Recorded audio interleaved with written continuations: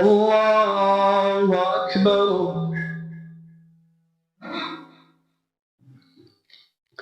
الحمد لله رب العالمين الرحمن الرحيم مالك يوم الدين إياك نعبد وإياك نستعين اهدنا الصراط المستقيم صراط الذين أنعمت عليهم غير المغضوب عليهم ولا الضالين.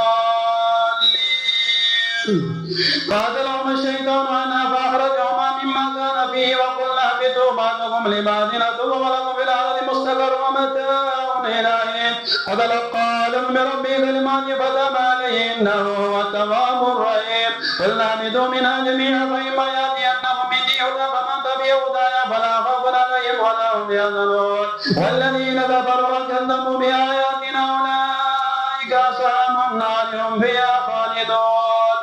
يا بني إسرائيل اذكروا نعمتي التي أنعمت عليكم وأوفوا بعهدي أوف بعهدكم وإياي فارهبون وآمنوا بما أنزلت مصدقا لما معكم ولا تكونوا أول كافر به ولا تشتروا بآياتي ثمنا قليلا وإياي فاتقون ولا تلبسوا الحق بالباطل وتكتموا الحق وأنتم تعلمون وأقيموا الصلاة وآتوا الزكاة واركعوا مع الراكعين.